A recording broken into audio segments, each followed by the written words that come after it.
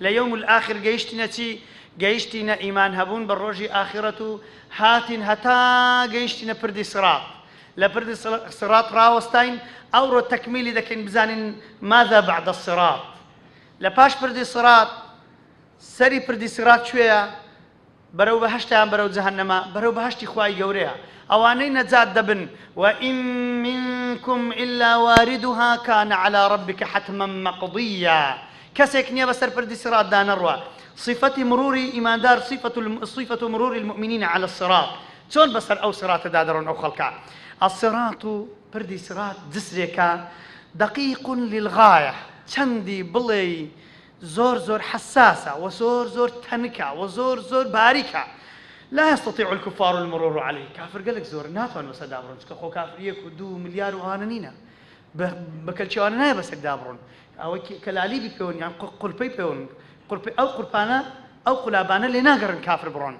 هرتشي كافر اللي دكيت اخواري ويسقطون في النار دكونا اجري سبحان الله خوابنا من يا ربي تشكو بسر جهنم داد الروا والمسلمون أما إيمان دار كان يعبرون الصراط حسب أعمالهم سرعتي مرور سرعتي الروشتنا بس بردي صراطي مسلمانا بجري عمل كان يعني هر کسی کدبینی لدنیا برون ويجي جماعتي غار ددا هر کسی کدبینی لبو إشي خير غاري ددا وسارعوا إلى مغفرة من ربكم تطبيق ذكر أو فاستبقوا الخيرات مسابقة ذكر خوي خيزاني بزاني شيء زياتر صلوات لددا خوي براكي بزاني شيء زياتر قرآني لبرا خوي خشككي بزاني شيء زياتر عبادتي خوي جوردك خوي زيرانكي خوي رفيقكي خوي براكي خوي مسلمان ديك فمنهم المسرع ومنهم المبطئ ينزل هنديك شان لسرخونا هنديك شان سريعا قسم كالطرف عن طرفة العين هندك وقت هاوترو كان بسريدات دبرن يا ربي خويا لوارب المخاطي عظمة قوري خود وهنديك شان كلمح البرق أو الريح هنديك شان وكو بايدرون هنديك شان وكو هورة ريشقن هنديك شان كمر الطير هنديك شان وكو رويشني طيرانا وكو طير تواردرون ومنهم يزحف زحفا إيواه دكويت خواري لسزجي دروا دي خواري هر دستيو دكويت خواري هر دستيو دكويت خواري ذا ديب كويت ناو جهنم بيو دبي خوي دكاتو دي بإذن خوي يورا حتى عيش نجات دبي سبحان الله يا ربي خوي نجات من ديبو خاتي عظمة قوري خود ثم ينجي الله الذين اتقوا إنسان متقي كان إنسان تقوى دار كان نجات عند دبي سبحان الله دسنا أوبري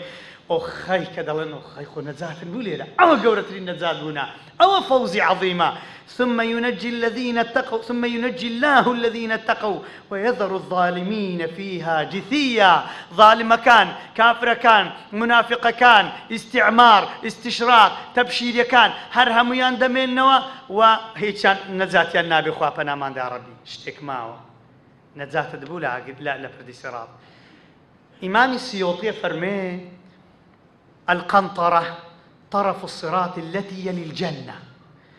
قنطرة شتيكي بدلين قنطرة سيا قنطرة جسرة جتكوكي الأخير بدي صراطي ليه خلشي سجن دك عندنا راوس ورن اشتكوا معه تيمان معه قردن أزاي خلشي معه سبحان الله حمشتي توابو قردن أزاي معه تسبيحة شيء لستان يا شقة شيء لدا قصة شيء بيقول يا تعليق شيء لدا ليه نروي حتى هم قردن يجي أزانا شيء ده زاني لبرت لبر أوي هيت كسك نابي داخلي بهش بيكشتو عادزي لضلي مابي وجعلنا ما في قلوبهم من غل إخوانا على سرر متقابلين بو أوي أجر إذا مررت على الصراط نابي يكشد مين يتون كتو مهيئة بلبو بهشت إخوان رب العالمين ورد دروي فيقتص لبعضهم يعني على القنطرة قصاص زي طول اللي كدنا من بعض المظالم لبعضهم من بعض مظالم كانت بينهم في الدنيا مظالم مش تشيل استان كل تشيل استان جتو موبايلك دسكاري كده اشتك او انا نابي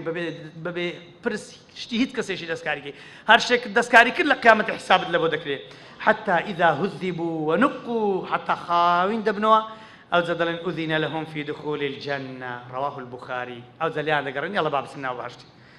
الله تيما لوي كلوي خلاص بوي لفردي صراط خلاص من خلق دستسر حوضي سبحان الله حوض سيا هر پیغمبرك وحوزي هي هر پیغمبرێک حوضێکی هەیە ئنا ئەعطەیناکە الکەوثەر حوضی مەسیرەتە شەهرین پێغەمبەر فەرمووی صلی الله علیه وسلم هەر پێغەمبەرێک و حوزێکی هەیە ئومەتەکەی لەسەر کۆ دەبیتەوە هەمویان بەناو و بە نیشان دەیان ناسن هەر کەس دەورەی لە پێغەمبەری خۆدا ويوم ندعو كل أناس بإمامهم يلتفون حول إمامهم يلتفون حول أنبيائهم وأما أمتي شينا أمتي فخر كائنات صلى الله عليه وسلم كوا حوضي پێغەمبەری صلى الله عليه وسلم لە هەر هەمویان گەورەترا پەرداغەکانی ئەوەندە جوانن بەقەد ئەستێرەی ئاسمانن ئەوەندە زۆرن بەشی هەموو خەڵکی دەکا ئەو خەڵکە لەوێ دەبێتە ئیزدیحامێک خەڵک لەسەر پردی سرات لەسەر کە خلاص بۆ لەسەر حەوضێ دەیانەوێ بچن پێغەمبەری بین صلی الله عليه وسلم منبەرێکیان لەو پێغەمبەری دانا صلی الله عليه وسلم لەناو ئاوێ لەسەر حەوضەکەی پێغەمبەر صلی الله عليه وسلم دەچتە سەر منبەرێ ئەفەرمێ پێغەمبەر عليه الصلاة والسلام مسافة حوضي سندا ما بين المدينة وصنعاء لبين يمن ومدينة زور أو هندي حوضك أو هندي قوري سبحان الله لحديث بخاري ده تفرمي إني فرط بيش همان بيغمبر دسي صلى الله عليه وسلم إني فرطكم إني شهيدكم أمن لسرنجو شاهدم أمن ما بيشتان دكم بيغمبر صلى الله عليه وسلم لأنظر إلى حوض الآن بيغمبر صلى الله عليه وسلم كان يجي لسر شهيد كان غزاي أحد كرد عالم قالك عاجز بيغمبر صلى الله عليه وسلم هستاچۆ سەر منبەرێ فەرمووی خوای گەورە ئەو حەوضەی لە بۆ من دانا تەماشای خوای گەورە چ مژجینێکی دایە یەکسەر شەهیدەکانی خوان لێ بکرد فەرمووی ئەوە ئێستا ئەمن حەوضەکەی خۆم لێ دیارە پێغەمبەر صلى الله عليه وسلم رب العالمین پەردەی لەسەر لادا بەهشتی پێ پیشاندانی حەوضی پێغەمبەری صلى الله عليه وسلم حەوضی کەوسەری پیشانی پێغەمبەردا عليه الصلاة والسلام فەرمووی منبەری على الحوض ئەوش في البخاري جابرانی بەڕێز دەرێن دەبێتە ئیزدیحامێک آخر لقاء مسلمانان اللي ودري هم خلق يقدي بيني أمتي محمد صلى الله عليه وسلم بيش داخلي بهشت بن قد يكتشي لأمتي بيغمبري نابيني صلى الله عليه وسلم أهلي بهشت بي لو يخرب بيته سبحان الله يعني نكوشي فيستيفالشي نكوشي حفليشي قورا نكوش وكو خوشيك هيش تخوان حاضر كردي برو بهشت برون لبردي صلاتش نزاتيان بو كز غل وغشي لدرينا مايا عالم هم هاتيا تينيا زور تينيا چاوەڕێی ئاوێکی سازگاری خۆش ئەکەن پێغەمبەرش قسەیان لێ بکە صلی الله عليه وسلم سبحان الله پێغەمبەر فەرمی صلی الله عليه وسلم کوو شوان و گاوان سێڵ و بزن و فلان و شتی خۆیان ئەناسنەوە لە ماڵی کابان شتی خۆی ئەناسیتەوە تەشبیه نەبێ ئەفەرمێ یەکێک کە ئومەتی خۆ ئەناسمەوە بەناو بە نیشانەوە سبحان الله ناوەکەشیان دەزانی پێغەمبەر صلی الله عليه وسلم خوای گەورە هەمووی لەو خەزم کردیان أفرمي كيف يعرف الأنبياء أمامهم قال رسول الله صلى الله عليه وسلم فتردون علي ببيش من دادين معا جماعات دين دو برادر سيكز دين بيز دين أو عشيرة دين يجدي دبينو باوش لك دور دين دلن أو خي خلاص زارش كمان نامرينو استتصورين برو بهشت بروين يعني براني خوش يسورز موقفه شيء أون دخوش الراوست لسر حوضه هشتاش نتوينا باشتي همش مسوغر نسنا باشتي قد يكنيه مسوغر نبي لوين استباشتي شو كهيت على سرنا ما سبحان الله تصورينا بوكو تازار پیغمبری ببینن صلی الله علیه وسلم پیش او داخلی بهشت بن بوكو تازار او خلق هم يكتري ببيني تو الله افرمي اشتاتا فاعرفكم بسيماكم واسمائكم هم دم صوتان دناس دبري لبردس نيش ديارن كما يعرف الرجل الغريبة من الابل في ابله رواه ابو يعلى في مسنده وهو حديث صحيح عندك دين حيشت على سفر دار الصراط خداوين يلا بقينا سر حوض كوثر يكسر هلاوي ديان جون قرنو دي برون انغو ناين انغو بدعتي بوينا انغو خرافتي بوينا انغو لباش ري پیغمبر صلى الله عليه وسلم الريشي دكتان پیدا کرد بو خلق لجاتي برو مزگوت بن خلقتان برو شويني بيز دبر برو شويني خرابه كانت دبر بخوتان دغوت مسلمان پیغمبر هاوارك صلى الله عليه وسلم فرمي انهم اصحابي او اصحابي من براي من افرنوا منافق بن يا رسول الله صلى الله عليه وسلم هب سبحان الله لسردمي پیغمبر صلى الله عليه وسلم لدوري پیغمبر صلى الله عليه وسلم بس له ديار ذكي كمنافق وتاك تاكا ولو لاخر پیغمبر صلى الله عليه وسلم كان لبو اشكرابون افرمي قدريه كان اواني دلين هيتش بقضاء وقدر ندروي مرجئه كان اواني دلين نا ام نتم جناح حكم خوابه مني كردي ما دام خوابه مني كردي هيز جناح مني افرمي اواني يشان نزيج پیغمبر نبي صلى الله عليه وسلم يشان ناتسر حوضي كوثر بوتين وتي منه دبي بقرن ولا صار في صراطي ودبي بكون جهنم خوافنا ما يا ربي افرمي اعوان الظلمه اواني برادري ظالم كان بون اواني دفاع عن الظالم كان ذكر خوافنا ما ربي وليس بوارد علي الحوض افرمي امام احمد روايه كده فرمي اواني نزيج ناقنا سر حوض خوشويستان بعد الفتح ماذا بعد الحوض لباش حوضي تيا تاوريت دكان فتح الجنة پیغمبر صلى الله عليه وسلم علمه شي هل دغري بيدلن العالمي لواء الحمد خلق وغير پیغمبري دكوي صلى الله عليه وسلم بەڕێزانم لەگەر پێغەمبەری دەڕۆن صلی الله علیه و سلم بچن دەرگای بەهەشتیان لێ بیتەوە. الله ئەو مەلایکەتانە حازرن تەرحیبیان بکەن. کەسێکی دیکەش حازرە خزمین گۆیە نێزیچین گۆیە بەڵێن نازانن چییە. ئێستا پێتان دەڵێم پێغەمبەر ئەفەرمێ صلی الله علیه و سلم پێغەمبەر دەست بە شەفاعەتێکە یا ربی خوایە بەهەشت بکەیەوە یا ربی خوای دەرگای بەهەشت بکەیەوە خوایە ئومەتی من خوایە جەم پێغەمبەر صلی الله علیه و سلم ئەوجە دوعا لەوانە کە هێشتا نەهاتینە لەسەر پردی سراتێ نەجاتیان نەبووە لە ئومەتی پێغەمبەر صلی الله علیه و سلم دەست بە شەفاعەتێکە لەوەی تەواو بی ئومەتەکە تەواو بی هەتا بڕۆن بەرەو بەهەشتی خوای رب العالمین کاتێک دەڕۆن وردە دەچن بەرەو بەهەشتی خوای رب العالمین دەڕۆن چێ دەبێت دەرکەی بکاتەوە پێغەمبەر فەرمێ صلی الله علیه و سلم خوای گەورە خازینی بەهەشتی تێگەیاندی مالی خازینی بەهەشتی تێگەیاندی حتا دەرگەلە بۆ محمد المصطفى نكتب صلى الله عليه وسلم درجلو هيز بشر شناكلته نلا أول ونلا آخر سبحان الله. اللهم صل على سيدنا محمد وعلى آل سيدنا محمد. يلا سي صلواتي لسيدنا. اللهم صل على سيدنا محمد وعلى آله وصحبه وسلم. اللهم صل على حبيبنا محمد وعلى آله وصحبه وسلم. اللهم صل على شفيعنا محمد وعلى آله وصحبه وسلم. لدرجي بهجد دا خازن دل من أنت. الرسول صلى الله عليه وسلم يدق باب الجنة ويقال من أنت فأقول محمد. في غمر صلى الله عليه وسلم فرمي دلي أمن شيما محمد المصطفى صلى الله عليه وسلم قوريها مكائنات أفرمي بيدلي مرحبا بمحمد بك أمرت بخير بأي محمد أمر بكرا ودرجي لبوت كموا. اللهم صل على سيدنا محمد براستي شانازي أمتي وبيغمبري بي براستي شانازي سنتي وبيغمبري جيب زكي براستي شانازي خوشويستي وبيغمبري بي صلى الله عليه وسلم براستي شانازي لخوندا بيبيني براستي شانازي حتى أمري شانازي بيو بكي. اللهم صل على محمد وعلى آل محمد. أفرمي أو خلقها مراوستات ساوري درجي بهشتا كان كبيغمبر صلى الله عليه وسلم دزانن بيش بيغمبري صلى الله عليه وسلم كم كس كزلشي بدريتي في داخلي بهشتا بيشيا حضرة إبراهيم سبحان الله. أول من يكسوه الله إبراهيم الخليل رواه البخاري.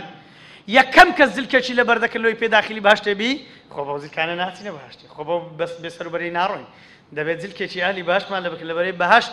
أو عند خاوينا أو عند باكا ده باكا كان بتسن اللهم اجعلنا من التوابين واجعلنا من المتطهرين خوالته بكارا باكا كان من دابني يا رب العالمين. أفرمي دوامين ثم سيد ولد آدم دوامين محمد المصطفى صلى الله عليه وسلم فرمي حلتي خضراء عباية كسك لقرب لبر بيغمبر إذا كان صلى الله عليه وسلم لكن ابن حبان ولا إمام لكن إمام حاكم هاتي بموافق إمام الذهبي حديثك صحيحة دواء إنزال مسلمانان حسب عمل اشتخوان حسب كردوي خوان زل شي زواني لبر لكن حتى لدنيا خط ملكس كردبي حتى يعني قد زل شي زور زوانة لبر خاطري خوي دبنا كربي زل كشي زوان ترد لبر لكن أوان زور تعزيان كربي لبر خاطري خوي سبنا سر قبران دقي خرشي أوان بزوري زل شي زواني لبر لكن بيغمبر فرمي صلى الله عليه وسلم. يلا هيكلي أنسان لديت هيكلي بشر كان وقت السنة وبهشته جسميا على صورة آدم 60 ذراعا 6 ذراع يدرج دبي أو بشر عنهم نزيك 25 حتى 6 متر برجن برندا بي زوانه بي العمر 33 ساري ورده برو بهشتي خوای گوره دروا لپیس درگی بهشتی راده وستن كان دو كاني لينيان دو روباري لينا خلق آوي لده خواتوا هرتي ناخوشي و بيساي و دولار هرتي لنا وزجي إنساني هي هر همي خاوين دبيتو يكش له لا لها ناوي إنسان نامي طوع كداخلي بهشتي دبي أبدا بيساي يقبل إنساني ونيا يا ربي خويا بقسمت ما كببي عذابي بخاطر عظمتك ويخو أنزل تجوري بناء كاني بهشت دبيني الله بنانا لبينة من ذهب ولبينة من فضة يعني بينا في السايخوت أو بوليس كان هم يزير بيوها أو بريش هم زير وزيبي دبي تسشون شوقي تبدأ تبري قتش يبدأ أدي شيء دزاني كخواي جور فرمي حور مقصورات في الخيام أو خيماني كوا أو خيماني خواي جور باز لك ما دام قصر خوشانة أنا خيوت يعني تسه باش خيمة تسي خيمة لوتيا شيء دزاني ابن القيم الجوزي رحمة خوالي بيا فرمي خيمة كان لليوي الرباركان لدو بحركان بهش أو رباراني لسر شبه بحر لسر لي وكاني لزيادي خاني لسر لي الرباري بزور زوان خيمي لي حل درابي حوري كان لوي تاور إيمان دار كان لوي بخو بحوري كان دسنا وخيمة كان ذا خيمة كان مد البصر بلندنو حوري كاتك الخيمة شي دي تدري دست خيمة شي دي كوكو أويوابو لشودا لتاريك الشو روش هالبيو إن ذا روش دار شي دي كا كذب بيته أو عبده برزانم پیغمبر فرمي صلى الله عليه وسلم باش ئەوانەی بێ حیساب و بەبێ عەذاب چوینە بەهەشت 7,000 کەسەکە ئەویش 7,000 کە هەر 7,000 لەگەڵ خۆ بردی ئەوانەنا کەوا پشتیان بەخوای گەورە بەسێت تەوەکولیان لەسەر خوای گەورەیە ڕزقی خۆیان لە خوا حسابەکەن تەنها حساب لە بەخوای گەورە دەکەن جەلە جەلالو نوشتەی ناکەن ناس نەکەن سەحربازان ناس نەکەن شێخ و مشایخان ناس نەکەن کەس تەنها پشتی خۆ بەخوای گەورە بەسن حتا ئەگەر نوشتی دروستش بی دوعا دروستش بی پشتی خۆ بەخوای گەورە دەبەستن فەقیری وا هەیە هەن لە چاوزارە دەترسێ هەندی حساب لە چاوزارێک هەندی حساب لە خوای گەورە ناکە ماڵوێران و مە چاوزار چێ بەرامبەر خوای گەورە دەپشتێ بەخوای بەسە چاوزار چییە ئەوە بەدەستی خوای گەورەیە ڕاستە العین حق ئەمما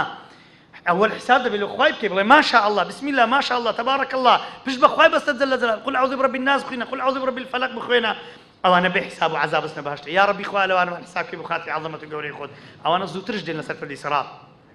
دوم دخول الفقراء قبل الأغنياء هزاران صاب فقير بيش دولة من دالسنا بهشت سبحان الله في غمرة فرمي صلى الله عليه وسلم اطلعت على الجنة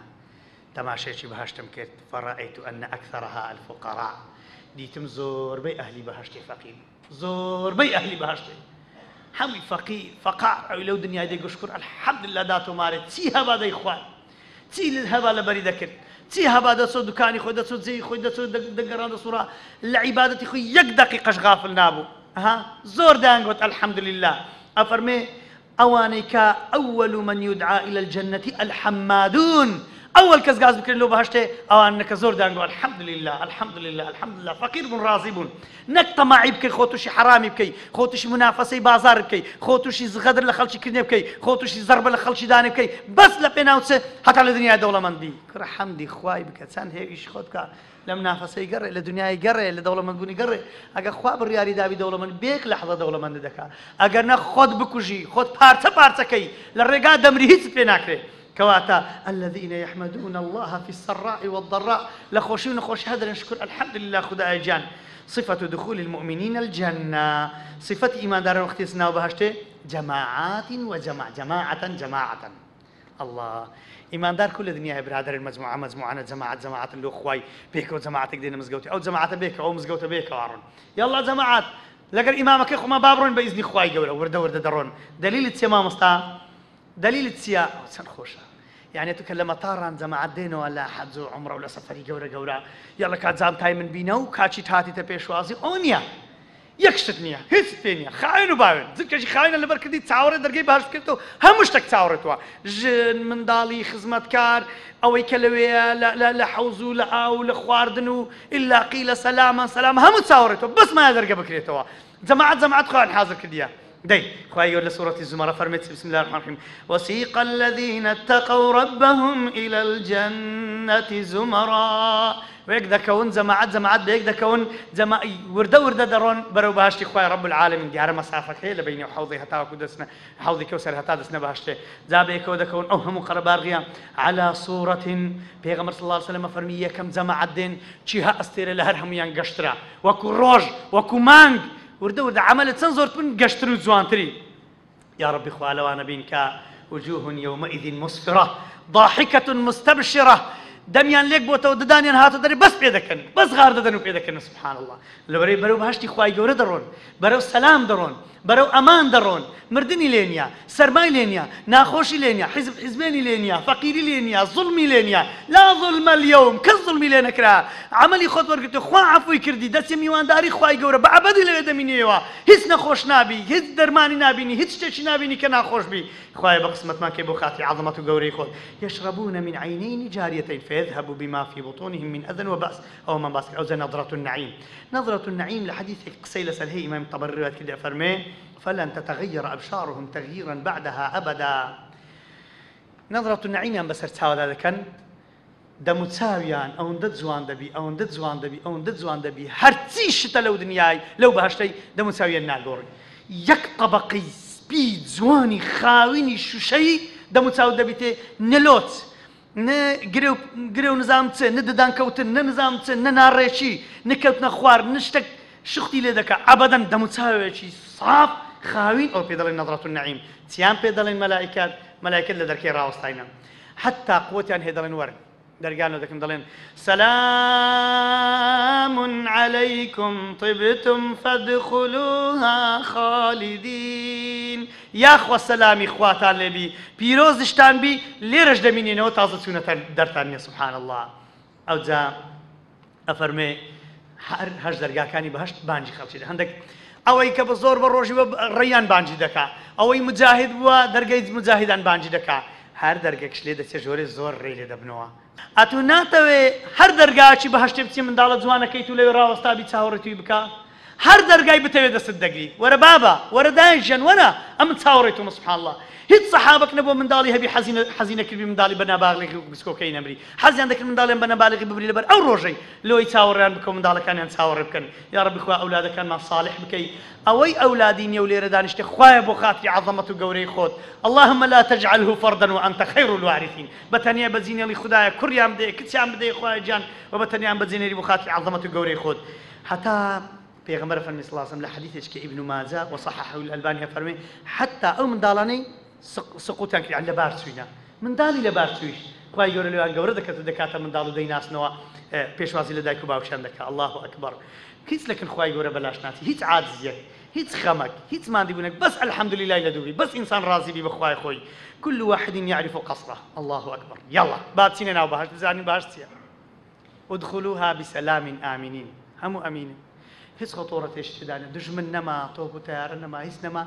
دی داخلی باش تبی چه به مالی خود زنید چه مال من پیشم ده خواهی گوره لقرآن فرمی و یدخلهم الجنة عرفها لهم سورة محمد صلى الله عليه وسلم افرمی خواهی گوره که داخلی باش تندکا افرمی والذی نفسی بیده سند بوزاتی کما کروحی محمدی بدست صلى الله عليه وسلم ئەوەندە جوان بە ماڵی خۆتان دەزانن بە قەسری خۆتان دەزانن لە بەهەشتێ لە دنیای ئەوەندە جوان لە مەحەلەی و ماڵی خۆت ناکەویە سبحان الله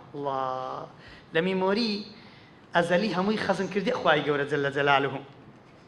خەزینەی بەهەشت دەڵێ سەلام عەلەیکم طیبتم فادخلوها خالدون ثم يلقاهم ولدان دوایە چێ چاوەڕانەکە لە پاش منداڵەکان کە دەستنە ژۆرێ خزمەتکاری بەهەشتێ منداڵە کافرەکان دەبنە خزمەتکاری ئینسانی ئەهلی بەهەشتێ ئەو خزمەتکارانە کو لە دنیای ئێکێک بچی باب لە سەفەرێ بگەڕێتەوە شتی هی نابی لە بۆ منداڵەکان منداڵ هەموو دەرێن بابا ئەو بابا هاتە دەورێ لێدەن لە دەورێدا دەنیشن ئەو غیلمانانە ئەو خزمەتکارانەی بەهەشتێ خۆ بەهیچ خزمەتکاریش نە بەس لەبۆ سێبووری و لە بۆ خۆشی و ئاوەدانی ئەو هەموو منداڵە جوانە دێن هەموویان لە دەورەی ئینسانی خڕدەبن سبحان الله دەڵێن وەرە یاخوا بەخێر بێوە تو هاتی زادەتن مژدەی دەدەنە دایکەکان مژدەی دەدەنە حۆریەکان مژدەی دەدەنە حۆریەکان بە حۆریەکان دەڵێن فلانی کوڕی فلان هاتە ماڵەکەی خۆی حۆریەکان دەڵێن ڕاست دەکەی دەڵێن بەڵێ ڕاست دەکەی چ خێزانی خۆت پێش ئەو وەختی چوبی بوو بیتە حۆری لە بۆ تو چ ئەو حۆریانەی دیکەش کە پێغەمبەر فەرمی صلی الله علیه وسلم شەهیدەکان 72 حۆریان لۆ دادەنرێ حەدیثی صحیحی پێغەمبەر صلی الله علیه وسلم بەبێ شک و گومان ومانەی ئەوەی خێزانی خۆت لە پێش چاوی زۆر ببی حەدیثی صحیحی پێغەمبەر صلی الله علیه وسلم هەر شەهیدێک 72 حۆری دەدرێتێ هەر مسلمانێکش 2 حۆری دەدرێتێ حەسەب عەمەلی ئینسانیش خوای گەورە نیعمەتی دەداتێ و هەر حۆریەکش 70 خزمەتکاری لەگەرە ئەو خزمەتکارانش لە دەورەی ئینسانی ولدان مخلدون دەڵێ لؤلؤن دەرەی مەرجانن وەک لە سوورەتی ئەڕەحمان خوای گەورە باسی کردیا ئەوجا ئینسانەکان دەچنە ناو قەسرەکەی خۆیان یەکەم جار تەماشای دیواری دەکە پێغەمبەر فەرمی صلی الله علیه وسلم تەماشای بەردەکانی دەکا بەردەکانی حەجەڕه کە لؤلؤ تەماشای تەپۆلکەکانی دەکە لە دەرەوە تەماشای زەوی عەردەکەی کە هەمووی سەوزە سبحان الله ئەمن جارە چی لە لای دەهۆچێ چوومە ماڵی کابرایەکی یەکەم جار بوو کاشی بینم ئاوی بە من دابڕۆ زۆرم پێسەی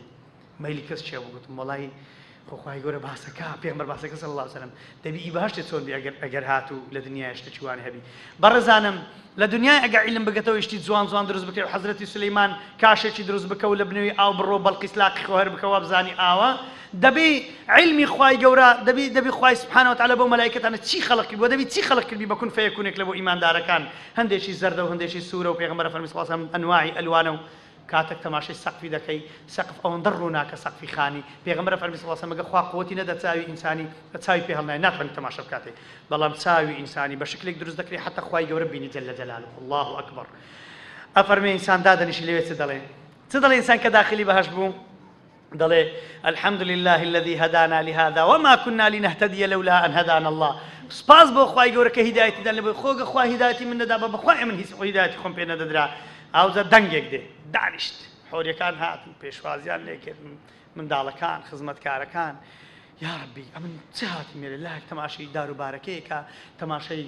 وأكواب موضوعة ونمارق مصفوفة وزرابي مبثوثة بالفة جوانة كان تماشي دار باركي نازني تماشي سبكا أو إنسان ضلي تل ساري تماشي تساوي حورية شي بكا هش اللي تماشي كدي تساوي يك حوري خوي تير نابي بيدلن راوس ولا تماشي تشكبكا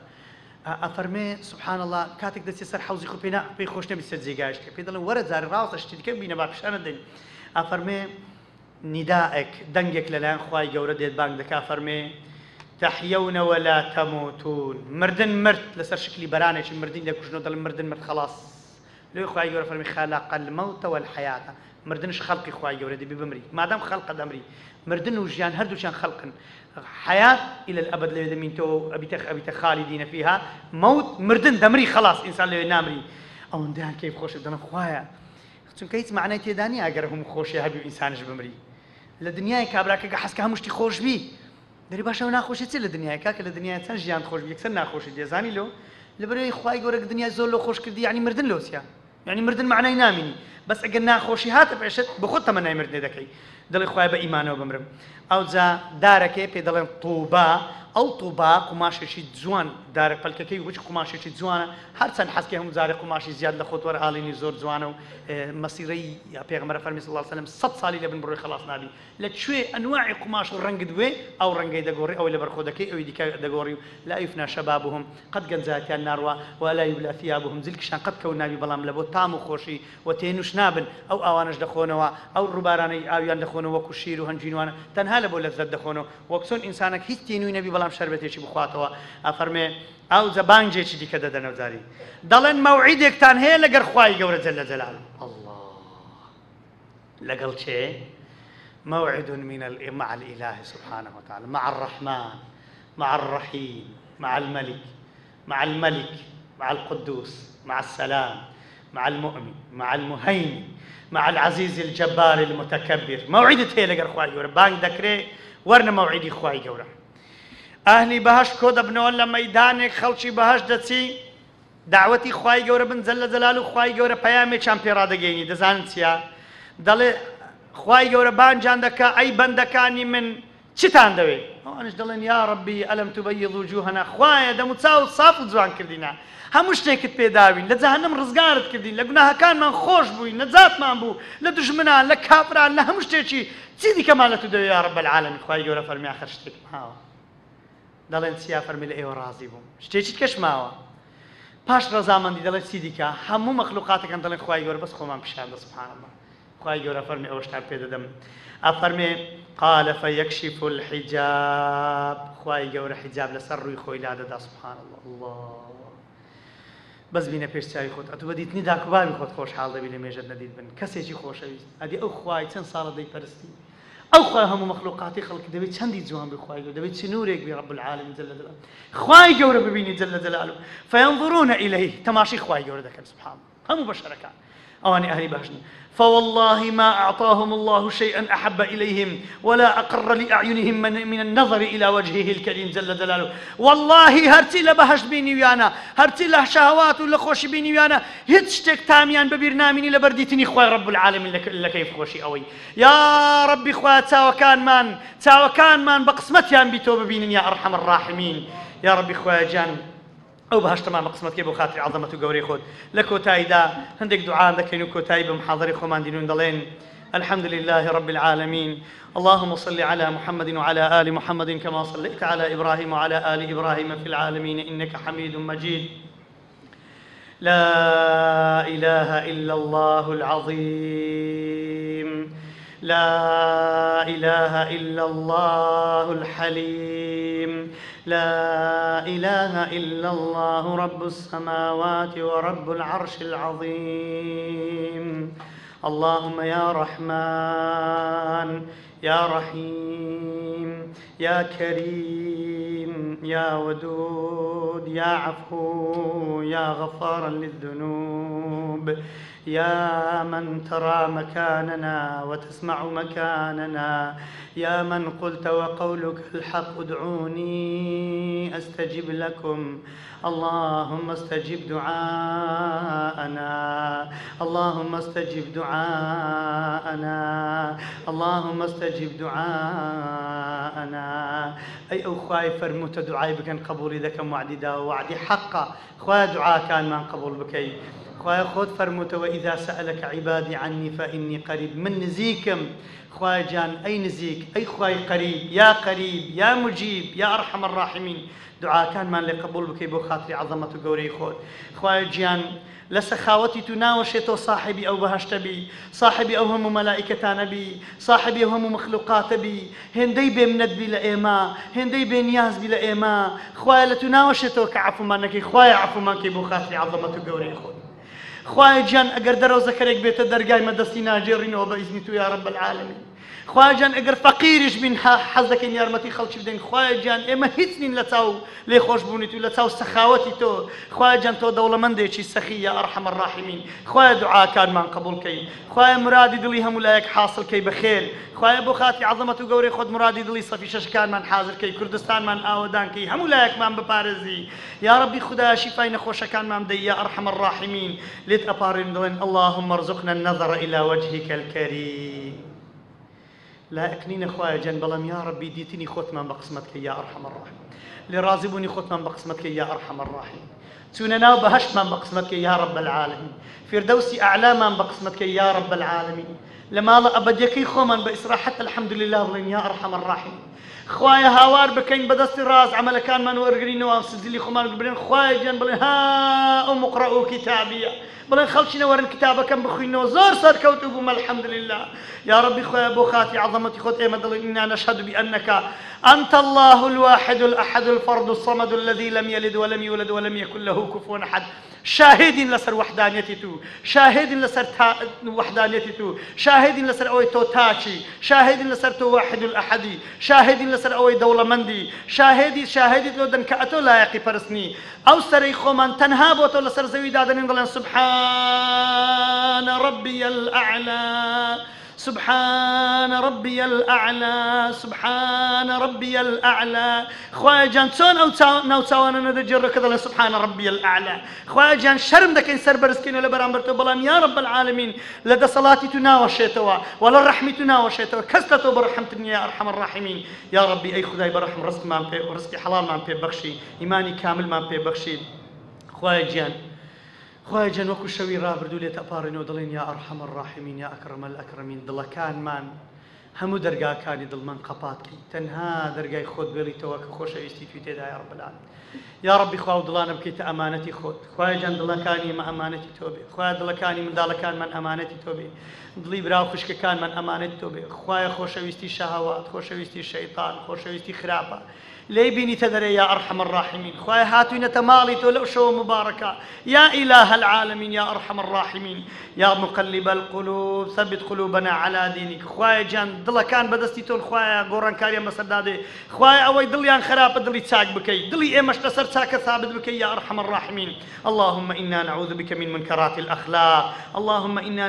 نعوذ بك من الهم والحزن ومن العجز والكسل ومن الجبن والبخل ومن غلبة الدين وقهر الرجال. خوايا جان ئێمە گوناهبارین و هاتین شەکوای حاڵی خۆمان بینینە لای تۆ چۆن پێغمبەرت جوانەکەت حەزرەتی یونس لە ناو زجی حوت تێنا دەرێ بە یەک دوعا ئێمەش دوعای ئەو پێغمبەرە دووبارە دەکەین و دەڵێن لا إله إلا أنت سبحانك إنا كنا ظالمين. لا إله إلا أنت سبحانك إنا كنا ظالمين. لا إله إلا أنت سبحانك إنا كنا من الظالمين. يا ربي خويا غدر ما لخو مانكر، غدر ما لنفسي خو مانكر، ظلم ما لخو مانكر دوا. يا ربي خدا داوي الرحمة تودكين. اللهم إنك عفو تحب العفو فاعف عنا. اللهم إنا نسألك من خير ما سألك منه نبيك محمد صلى الله عليه وسلم. اللهم إنا نعوذ بك من شر ما استعاذ منه نبيك محمد صلى الله عليه وسلم. اللهم أنت المستعان، اللهم أنت المغيث يا غياث المستغيثين، يا غياث المستغيثين. يا ربي خويا بخاتي عظمتي قوري خود اواني كإما خوش مان دوين خويا جان خويا جان اما بأوي بدبيني نتو من خوش فيستي يا رب العالمين. خويا جان اتو اما دبيني اما تخوش بي يا ارحم الراحمين. خويا اواني لهر جيقايك لهر ريقايك ريقايتوها انقرتوها بسلاحي خويان بمرجي خويان بدستي خويان بروحي خويان بأولادي خويان بمندالي خويان بجني ضعيفيان بمندالي بدا صلاتيان بمندالي ناوز جدايتيان دفاع لكلمة لا إله إلا الله دكن يا رمتيان دي يا أرحم الراحمين. بهانان بي يا أرحم الراحمين. دجمنيان بسر زالنك يا أرحم الراحمين. من دالي ناوز جدايتي شان مجاهدة بوتو يا رب العالمين. لبرخاتري عبادتي وان رحم بأي مشبكي. خوايا باراني الرحمة من ببارني، خوايا بركتي خوت من بصدا بارني، خاكو والله تشار من ببارزي يا ربي. خوايا مسلمانان حاكم ينبو بيدا كيتوا، حاكم عادل ينبو بيدا كيتوا، لهم دنيا ببشوان نبن يا رب العالمين. لهر جيقايك طائفيك هدفع على ديني توبك يا أرحم الراحمين. قسمت من لو طائفة بك يا أرحم الراحمين. بخاطري عظمته قوري خود أجر حسابي من دالي ناوز جداي كشبو إيه مبكي، حسابي يتي مكان ما بوبكي، حسابي قتكوكا كان ما بوبكي، حسابي أوانا ما بوبكي. لنا غباري صاروخا كان دقريين بدنجي قتكوكا وناسكوكا دلين الله أكبر. خواتو قوري دزانن خوا قوري دزانن خوا لو أنا قورتري كظلمي لدكا دزانن خوا لهم كسي قورتري يا رب العالمين. خوايا أواني مظلوم يا رب العالمين. بهانان بي خوايا هيتمان بيناكري لا حول ولا قوة إلا بالله. بوتو دبارينو يا رب العالمين. لبرتو دبارينو أتو سامع الأصوات أتو هميان دبيني أتو شوين كان ينبي دزاني هيتمان لدسنا يا رب العالمين. تنها دعايا خوايا بدعاء كان من بجدار بين لخير قورك يا أرحم الراحمين. خوايا رحم كي بهجاران، خوايا رحم كي بواني شرم دكن داوا لكذبكن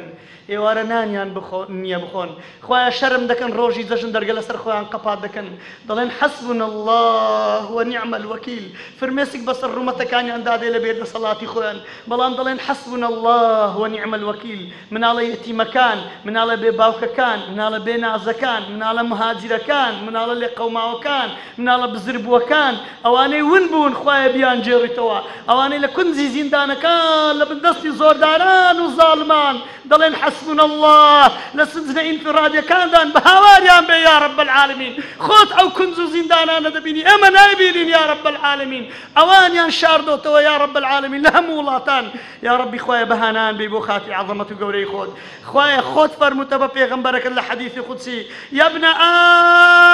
آدم أي بشر لو بلغت ذنوبك عنان السماء ثم استغفرتني لغفرت لك. اگر گناه كانت بقدر شافر اسمان داوي لي خوش بن لك اللي خوش بن يا ربي خواها امهاتين داوي لي خوش بن لدكين خوايا داوي لي خوش بن لدكين. خوايا اللي ما خوش بي، خوايا اللي ما خوش بي، خوايا بمرحمتي خود، خوايا برحمي خود، خوايا بعفوي خود، خوايا بعفوي خود، خوايا بعفوي خود. خوايا جان بوي نبيت بيد بتشيدي كهاور ناكن بلام لدلي خوان بيدل خوايا جان خوش مان دوي وكو اوبيا وصالح يفرموي قسم بخواي بن جهنمش لا جهنم هاور دكم خواي قورب خوش دوي وبس تنهاتو ما خوش دوي. سبحان ربي الأعلى، سبحان ربي العظيم. اللهم إنا نسألك حبك وحب من يحبك وحب عمل يقربنا إليك. اللهم اجعلنا من أحبائك. خوايا لخوش يستاني خون دابني خوايا جان. اللهم إنا نعوذ بك من زوال نعمتك وتحول عافيتك وجميع سخطك. خود فرمت يحبهم ويحبونه. أتو إمت خوش فيست أو زعمتو من خوش فيستيا. خوايا لسر خوش فيستي بردوام بين، خوايا لسر خوش فيستي تو بردوام بين. خوايا أو ضلانا خوش فيستي هيتشتك وايلينك خوش فيستي تو مان بستێنی یا رب العالمین یا ربی خوا بەردەواممان کەی خوایە بەردەواممان کەی خوایە لە تەوبەکاران بین خوایە لە تەوبەکاران بین خوایە لە مستەغفرینی ئەسحار بین خوایە لەوانە بین نیوەشەوان فرمێسک بۆ تۆ دەڕێژین یا رب العالمین دڵیان بۆ تۆ خاشعە دڵیان بۆ تۆ خاضعە چاویان بە فرمێسکە دڵیان خاشعە دوعاکانیان قبول دەبن خوایە دوعاکانمان قبول کەی إنك عفو تحب العفو فاعف عنا خوایە سلاحی دوعامان پێ بەخشی خوایە سلاحی دوعامان پێ بەخشی خۆت خدای مە و کەسی دیکە خدای مە نییە غەیری تۆ ناپەرستین یا رب العالمین لا إله إلا أنت لا إله إلا أنت اللهم يا الله يا رحمن يا رحيم يا ملك يا قدوس يا سلام يا مؤمن يا مهيمن يا معز يا جبار يا متكبر يا ربي خدا دعاء كان من قبولك يا أرحم الراحمين وصلى الله على حبيبنا محمد سبحان ربك رب العزة عما يصفون وسلام على المرسلين والحمد لله رب العالمين.